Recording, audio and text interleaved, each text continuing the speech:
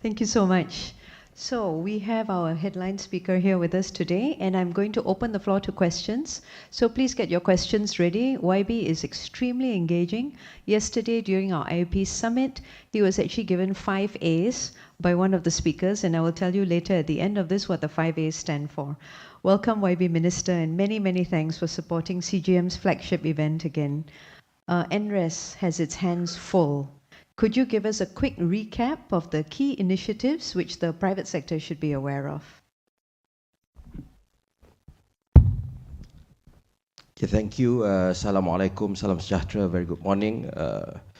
Datin Sri Sunita, distinguished guests, ladies and gentlemen.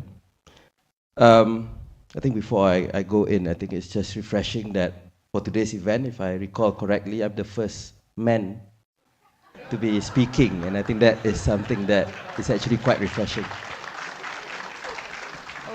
Our diversity higher. Yeah, I'm the token male today. So anyway, I mean, thank you. It's good to be back at the National Climate Governance Summit. And I congratulate CGM for doing this for the second time. I think we are progressing, positively in terms of our policies. The background is, of course, first and foremost, which I think we are not highlighting enough, is that Malaysia is, at the end of the day, we are a mega diverse country. We are blessed with mega biodiversity, one of the 17 countries in the world. And the rest are the big ones, the US, Brazil, Russia, India, China, Australia, Indonesia, but Malaysia is ranked among those mega diverse countries, along with Colombia, one of them. And I think that is something that we should leverage on as we embark on this journey to build a climate resilient country. The second part is the fact that we are also a trading nation. We are a small country. We can't survive without trading. Historically, that has always been the case for thousands of years for Malaysia, because of our location, because of our size. So because of these two aspects, and I think the third part is the fact that we are also a maritime country. So these are the three key elements that I think we should reflect on how we want to design our policies with regards to dealing with climate change. And one of the things, obviously, I mean, we are doing our NDC roadmap, we are doing our LT-LED, some of it has been mentioned, and we are going to announce some of this decisions soon. It has been decided that we are going to take even more ambitious goals with regards to climate change. And this will represent a significant step forward as we go ahead. But the most important part is that we are trying to ensure that we are talking and we are listening to the widest possible representatives of Malaysian society. We have formed a climate advisory panel, we have formed a climate consultative panel, as well as a youth cluster.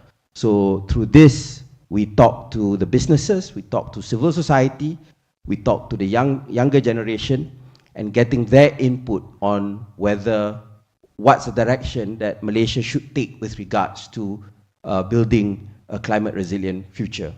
And we are preparing our first biennial transparency report, BTR, which we will submit to the UNFCCC this year. And at the same time, we have secured funding from the Green Climate Fund to do our adaptation plan, our national adaptation plan, which is set to begin next year. And right now, we are in the midst of preparing for our climate change bill. I've already started the discussions with the state governments, and soon we will be sharing the draft bill with the public. I insisted that the draft bill has to be shared with the public so that we can get a proper input. It has to be a truly meaningful legislation. It's not something that, just to tick the boxes and say that we've done it, but we want to hear from the public what are their hopes, their aspiration with regards to the legislation. And so with this legislation, the idea is that our obligations, our pledges that we've made at the international level since Paris 2015, it can be translated at the domestic level.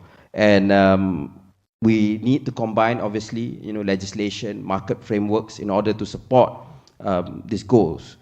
So at the upcoming COP29 in Azerbaijan, which has been built as the finance COP, we will continue to speak up about the need to get the commitments of the $100 billion promise from developed nations to the developing world.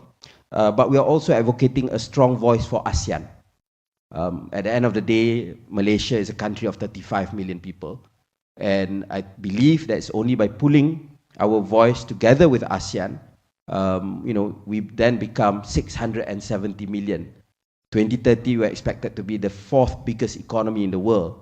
So that is something that we should leverage on, especially because 2025, we will be chairing ASEAN. So that's basically the direction that we are heading in terms of our climate policies. Yeah. YB, to pick up on something that you referred to, we're a small, open trading nation. Businesses are under tremendous pressure from their trading partners and providers of capital to align with their sustainability ambition if we want to remain as customers or within the global supply chain.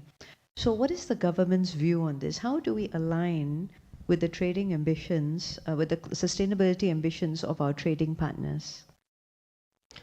Yeah, I mean, I think we understand that for many countries in the developed world, they do not want to be seen to be outsourcing carbon-intense industries to the developing world, and we understand that, and I think that we have to be able to design policies that ensure that we can be part of this to embark on a just transition. And so I think one of the most important things is that the climate change bill, I believe, once it's implemented, will help us with regards to achieving this. We are working hard to have a national carbon market framework. And we are also talking to our partners in ASEAN, in Thailand, in Singapore, in Indonesia, to see how we can have an ASEAN framework as well. Again, to scale up the carbon market, because to rely on Malaysia alone will not be sufficient. But I think I believe that there's been strong support from Bank Negara, from Securities Commission, from all the from Bursa Malaysia to help companies to understand this. But that is a valid concern for the SMEs. I always like to remind when I meet the bigger companies or I meet the regulators, the SMEs, I would say most of them can't afford to have a chief sustainability officer. So how do you assist them? And things and rules and the goalposts keep moving, right? I mean, I spoke to the timber industry. They said that they are just about to comply with what was decided 10, 15 years back. And now suddenly we have EUDR and all that. So we take that that's the requirement from certain countries or certain trading blocks. But that is where we need to play a bigger role to assist them, to update them with what's the latest requirements. But in the meantime, I think businesses can also look into the practice of shadow pricing of carbon and perhaps even water usage. But most importantly, I think it's also to change the framework of the economy. We have always been addicted to this low-cost, low-value economy in the past, which is understandable when we started our development. But today, we've started 2 weeks in my job, I had to revise the electricity tariffs, right? I'm still trying, as I mentioned, I was still trying to go through the glossary of various climate change terms, and I had to do that, and that was not easy. But we've slowly done that, and I believe that as a result, you've seen certain changes, right? Solar adoption among industry is now higher. Then now this year we started with diesel subsidy retargeting as well. So I think these are the things that the government has to do so that the market signals are right, and it can help firms then to embark on the transition better. Brilliant. Thank you. So, one last question for YB before we take questions from the floor. So, please be prepared. YB, you are very close to the ground and you understand the sentiments of multiple communities. Would you think or would you consider that the climate crisis is viewed as elite propaganda? It can be. It can be. And I think, I mean, it's not just a Malaysian thing. We see this in Europe today. We see this in the US. People have won elections in the US by speaking out against climate change, as in against the climate policies.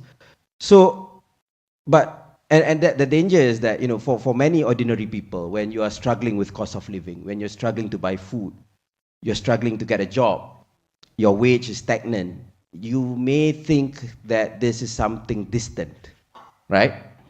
So the challenge is for people like us, the policymakers, people in the industry, in civil society.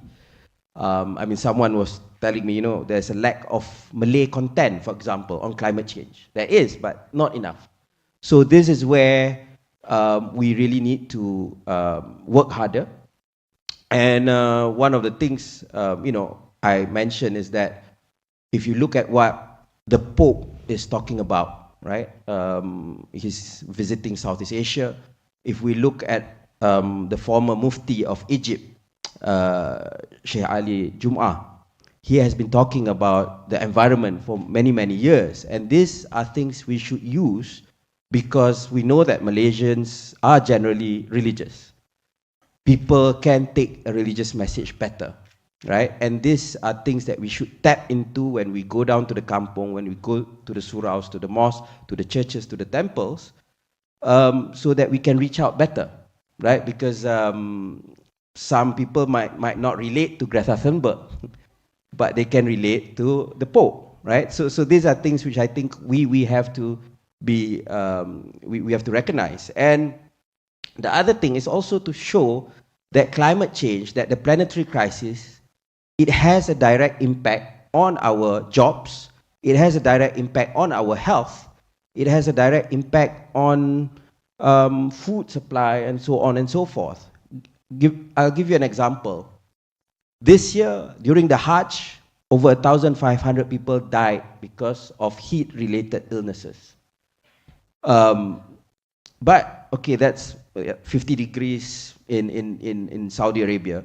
But here in Malaysia, last year we had 2 people who died because of heat strokes that we detected. There might be more, but the ones that were detected were 2, and this year I think it's 3, as far as I remember. That's the last figure that I have. And these are things that we've never heard before. When we were young, we used to play out, even in the afternoon, right? But now, because it's the afternoon is much hotter than what it was before, the impact is worse. And floods, I mean, we all know floods, landslides, all of that is happening. So I think it's what we need to do is to relate all of this.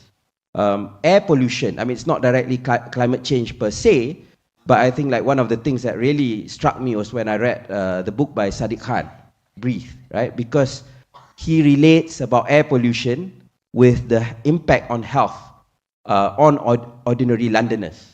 And again, I think this is a conversation we've not had enough. Because once people see that it's an immediate impact, then people can see, you know, that this is something that is truly and really serious. So I think this is where we need to, you know, the Malaysian term would be merakyatkan the discourse, to bring it down to the people, and to say that it is very much relevant with ordinary Malaysians. And actually, as we tend to see, it's the most marginalized communities, the most marginalized sections of society that will be at the front lines of climate change, as opposed to the elites. Absolutely, and also echoed by DG Jessica earlier as well, that we are relying on financial institutions to ensure that they're not marginalized or disproportionately disadvantaged. Do we have any questions for the Minister? Yeah. Dato' Andrew? Morning, YB. And congrats on being the first male to be up. have spoken very well on climate change, and a lot of good things have been spoken about you regarding your role in industry. Now, Bursa, a lot of the GLCs, SIME, etc. Yeah, have been doing their job in moving the policies forward. But my question is, as you mentioned just now, what about the rakyat? What about the makcik, the pakcik? How is ESG, SDGs, carbon zero, net zero, how is it being affected and implemented in their lives so that they understand what the ministry and all the GLCs are doing, as opposed to them worrying about what is happening in their rice bowl every day? Because in Singapore, I was speaking to somebody from Singapore, and the whole community, they've divided the community so that they understand how this is being implemented. Now, we all know how important this is, but what practically can be done so that not only do they understand, but they are using it in their daily lives? Thank you. Let's take a few questions and then YB can.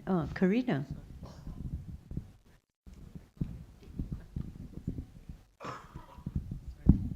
Thank you very much. My name is Karina Litvak. Minister, you mentioned two things in your remarks.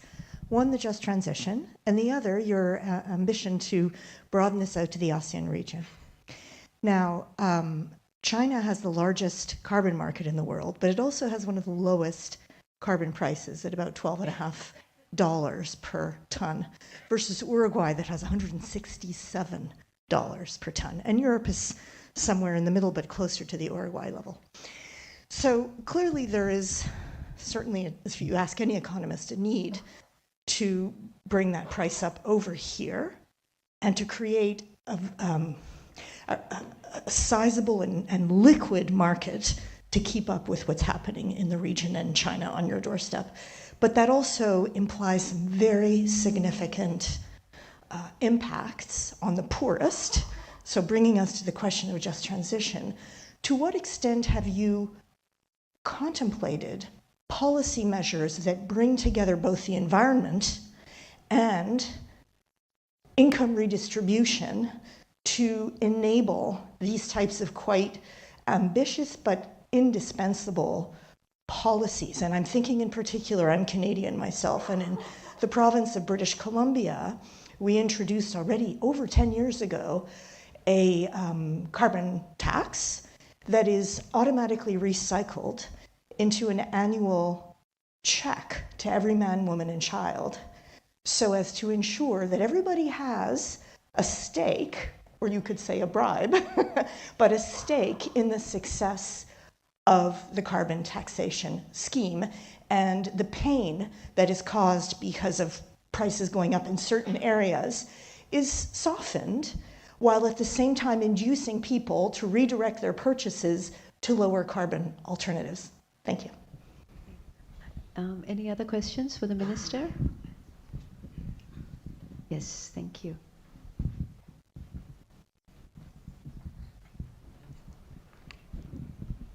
Hello, good morning. I'm on the extreme right, left, depending on where you are. Good morning. Nice to see you again, YB, and to actually hear some very progressive things that you're already working on. My question is about how the world has become more and more borderless. So the policy with Malaysia, ASEAN, China, etc., will actually have to become more and more clear. So I wanted to talk about a couple of things that will get your response. For example, environmentally sensitive type of industries like extractive industries. And also we're talking about like logging and how it gets exported. Plastic waste being imported from different countries and so on. So where is it that we can actually plug the gap when it comes to cross-border type of environmental crimes, and how it would affect national policy here, because it's very much tied in with trading and bringing in FDIs and so on. Thank you. Thank you. And one last question. Are you still? Yeah. Okay. Thank you very much, YB Nik. I'm Sharifah Nur Kamsia, Innovation and Nuclear Advocate.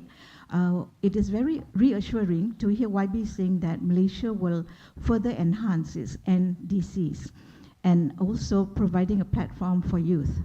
So what I'd like to share is during COP28, it has ushered in a new milestone where the narrative of renewable or nuclear power becomes renewable energy as well as nuclear power, because we see 22 leaders have already signed a declaration that nuclear power has to be tripled so that by 2050 the climate target will be reached.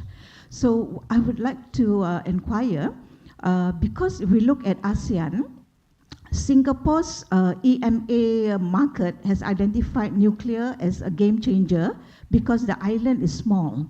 And Philippines has also signed 123. May I know what is Malaysia's plans for nuclear power? Because we always hear we are interested in SMR. Previously, YB, you said it is amber for nuclear, not green yet. So do you think there's going to be a change for green? And one last one, because there's a platform for youth, could I also propose that there's a platform for women? Because when we're talking about fair and just transition, next year Malaysia is going to be the chair of ASEAN, and we understand during COP28 there was a declaration for women in energy transition, but it seems none of the ASEAN countries had signed this declaration. Could I encourage that next year, when we are the chair, that we will recommend and propose for our member countries to sign these declarations so that women have a more important role to play in this climate change? Thank you. All right, thank you. Okay, so 4 questions. Well, first, on how do we get the people involved? I think not as an excuse, but I think for Singapore, I mean, in this sense, it's easier for them to do. One, I mean, they're more developed, but two, you know, it's a city-state. So for us, what can work? I think, I mean, KL should be looking at what Singapore is doing, definitely. Penang, right? But certainly, there are other places in Malaysia where it's very different than that. So, but the most important thing for me is we have to have the right policies first, one, and then the enforcement and implementation is the second part as well. Because, like I said, when electricity was cheap, when diesel was cheap, you can't expect people not to use it. I mean, people will look at what's the cheapest. That's the first consideration. Similarly, I know it's in the law that we are supposed to separate our trash, but we also know that it's not enforced, right? So these are things that we need to relook. So I spoke to, for example, Alam Flora. They say in KL now they're restarting where, you know, you should separate your trash for recyclables and whatnot. So that is the challenge where I think sometimes our policies are world class, but we also need to look at how to enforce and how to implement them. Because rather than showing off our nice books and glossy books and you know, and we pay expensive consultants to do it, we should actually, I don't know whether there are consultants in the room, but we should actually look at how to translate it into action, right? And that's the challenge. But I think the positive things is that we are getting young children, they are very aware. I accept that it may not be across Malaysia, but like in my household, I have to fight with my 8-year-old daughter with who can collect the recyclables, because she wants to bring it to school and be the number one, and she did win. She won the first prize yesterday. But you know, we also have things that we do in the ministry and whatnot. And these are good things that we need to push and get people to be involved in. As when you make it convenient and easy for people to do all these things, then they will participate. The challenge has always been that it has been difficult. So we are trying to tweak around the policies so that we can do nudges and whatnot to get people to be part of it. Most people, if you ask, they would love to do all these things. It's just that they don't find, that it's convenient. If you remember in the past, we had our paper lama uncle, old newspaper, who will come and collect at the homes. But so how do we make it easy for people to recycle and to do all these things, right? Then the question on how to embark on transition and protect the poor.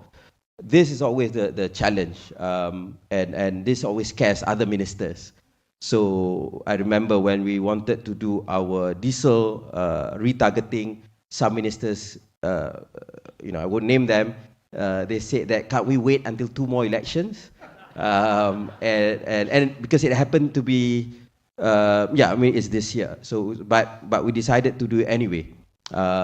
Last year during the electricity, we went through 3 cycles. One of it was during some state elections. Again, there was some nervous jitters among some ministers, but we felt that we just had to embark on it. But one of the things that we felt that it helped us is, again, like you said, is to ensure that a lot of it is redistributed. And we have a very generous definition of, it's not just the working class, but it's also the middle class, at least initially. Because for a lot of the middle class, they also feel squeezed, right? So, but what we say is that, but if you have 8 or 9 aircons, a swimming pool, you don't deserve a subsidy. So now that's where we start. Eventually, I guess, we will slowly go further down, but it has to be a very delicate balance that you have to take, right? But I agree that people have to see the benefit. If we do a carbon tax, for example, we need to show that it is redistributed as much as possible. I know that sometimes the government even take a fiscal neutral position. They don't actually gain from it to show that it's not for the government, but it's actually for direct benefits for certain communities. Cynthia, you were asking, you're never on the extreme right. You were talking about the borderless world. So I think that this is the challenge for Malaysia. We are things like things like what we are. We have a lot of resources in terms of critical minerals, in terms of rare earths. Unfortunately, we don't have any deserts, right? So a lot of it, some of it, quite a bit of it is in private land. It's in plantations and whatnot, and that's fine, right? But a lot of it is also in the forest. So that's why we're moving very carefully. We know that this is needed for the transition, we want to move very carefully in this.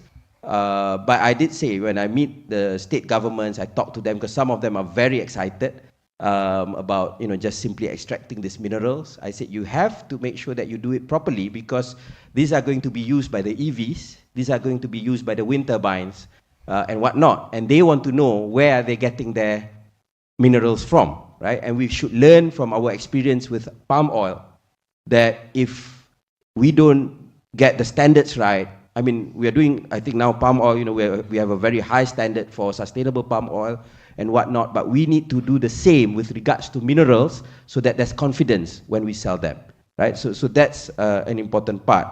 And similarly for logging, we have that sustainable timber that we, sustainable forest management, and some states have lost their certification when they do not fulfill what's required by the certification. So we put a very high standard to that, so that we are able to sell our timber to the global market.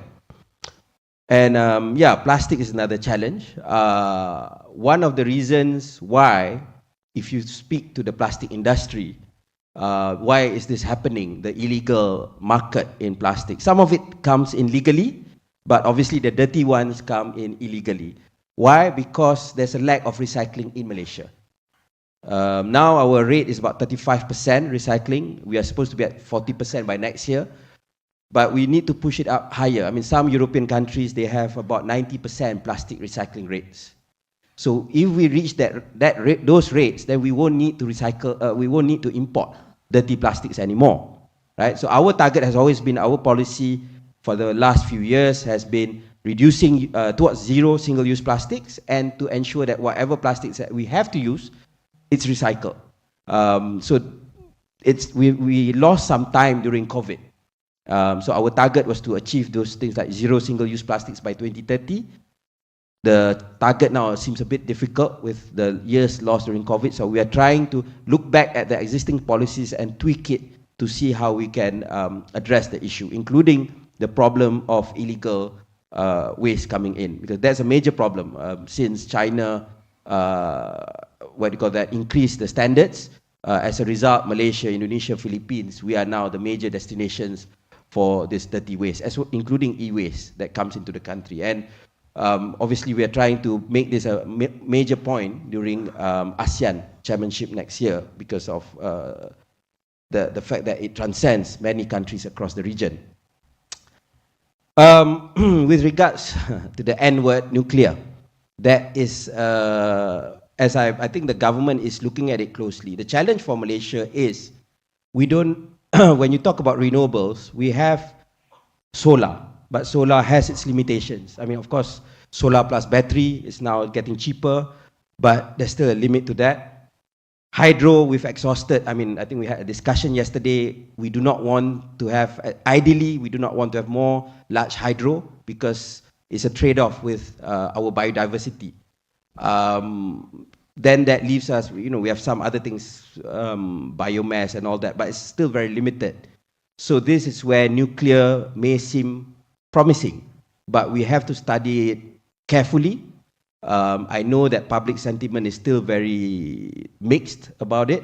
And I think, we have to make the case for maintenance, for management of waste. I think that's the major issue. If we can show that that can be done properly, but then we can convince the public.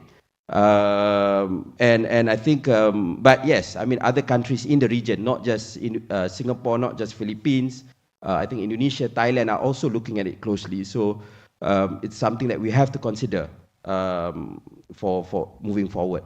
In terms of women, I think we actually need a men cluster now because we are. But no, seriously, I take your point. I think to have, there are times when women are properly represented, but there are still gaps. I accept that. And I think we will see how we can focus on having a focused women representation with regards to climate policy making in the country. We'll work on that. One of the participants yesterday gave YB Minister 5 A's for A for accessibility, A for adaptable, A for astute, A for articulate, and A for being an active listener. A big round of applause for our Minister. Thank you. Thank you so much, YB.